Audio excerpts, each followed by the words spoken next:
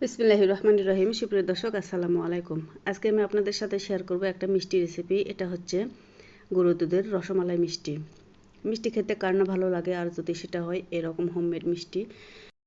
আর এই মিষ্টি তৈরির রেসিপিটা কিন্তু অনেক সহজ, আর স্বাদের কথা সেটা তো অসাধারণ।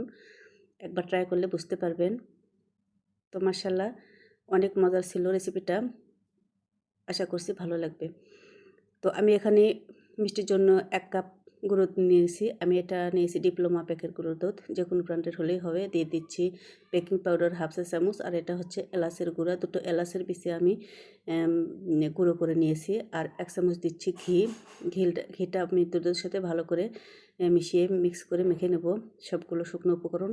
এরকম যখন মুঠো হয়ে আসবে আর হাত দিয়ে ঝরঝরে পড়ে যাবে, এরকম অবস্থায় আমার মিশ্রণটা পারফেক্ট। আর মিশ্রণটা রেডি করার জন্য আমি এখানে একটা ডিম ফেটিয়ে নিয়েছি। অর্ধেকটা দিচ্ছি প্রথম পর্যায়ে, একবারে পুরোটা দিতে যাবেন না।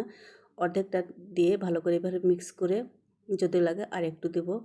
কিন্তু ব্যাটারটা একেবারে নরম হলে হবে না, এবং একেবারে শক্ত হলেও হবে না। আমার আর একটু লাগছে, আমি দিয়ে দিচ্ছি 2 চা চামচ। আর এটাতেই আমার হয়ে যাবে। আর কিছুটা অংশ ডিমেরটা থেকে গেল। যাই হোক, ভালো করে মিশে এরকম একটা সফট একটি ডো তৈরি করে নেব, যেটা ভিডিওতে দেখতে পাচ্ছেন। আর এরকম ছোটো ছোটো করে লেচি কেটে নিয়ে পছন্দ মতো মিষ্টি শেপ দিয়ে নেব। এখানে গোল লম্বা যে যার মতো ইচ্ছা মতো দিয়ে নিতে পারেন। আর মিষ্টির গাটা একটু মসৃণ হতে হবে, এরকম কোনো যেন ক্র্যাক না থাকে। তো এভাবে করে সবগুলো মিষ্টি আমি তৈরি করে নেব। আর এদিকে আমি দুধটা ফুটতে দেব। চুলা অন করে আমি 1 কেজি দুধ নিয়ে নিলাম। ফ্লেভারের জন্য দুধটা সাদা এলাচ দিয়ে দিচ্ছি। চুলাটা লো হিটে রেখে আমি দুধটা জাল করে নিচ্ছি এদিকে। আর এদিকে মিষ্টিটা আমার তৈরি করা হয়ে যাচ্ছে, মানে বানানো হয়ে যাচ্ছে।